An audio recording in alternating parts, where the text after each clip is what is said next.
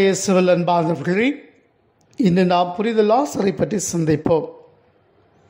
லாசர் என்னும் பெயரின் பொருள் கடவுள் உதவி செய்கிறார் என்று. புனித லாசர் இயேசுவின் மிக நெருக்கமான நண்பர். இவருடைய சகோதரிகள் மார்த்தா மற்றும் மரியா. இவர்கள் பெத்தானியா நகரிலே சிமியோன் என்பவருடைய பிள்ளைகள் ஆவார்கள். இவர்கள் உபசரிப்பின் உச்சமாக திகழ்ந்தார்கள். இயேசுடைய பணி வாழ்வில் மிகவும் முக்கியமானவர்களாக, உறுதுணையாக இருந்தவர்களாக இருக்கின்றார்கள். லாசர் தன்னுடைய 30வது வயதில் உடல்நலக்குறைவினால் இறந்து போகின்றார்.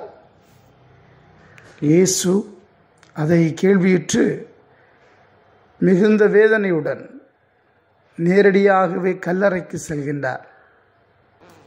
பொதுவாக இறந்த பிறகு நேரடியாக இறந்த வீட்டிற்கு சென்று துக்கம் விசாரிப்பார்கள். ஆனால் ஆண்டவர் இயேசு நேரடியாகவே அவருடைய கல்லறைக்கு செல்கின்றார். அந்த அளவிற்கு உற்ற நண்பராக திகழ்ந்தார் புனித லாசர். ஆண்டவர் இயேசு சென்று அவருக்கு உயிர் கொடுத்து மீண்டுமாய் இயேசுடைய இருப்பிடம் மகிழ்ச்சியின் இருப்பிடம் என்பதை எடுத்துரைக்கின்றார். தன்னுடைய அன்பு பணியில் இவர்களும் உறுதுணையாக இருந்தார்கள்.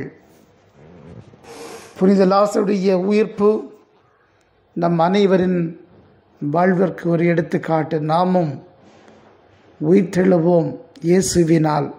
இயேசுவின் மீது நம்பிக்கை கொண்டிருந்தால் நாமும் உயிர்த்தெழப்படுவோம் என்பதன் அடையாளமாகத்தான் லாசர் உயிர்த்தெழ செய்யப்பட்டார். இன்று இந்த புனித லாசர் வழியாக கடவுள் உதவி செய்கிறார் என்னும் பொருள் வழியாக நாமும் உதவி செய்வோம், உறுதுணையாக இருப்போம், இயேசுவின் நண்பராக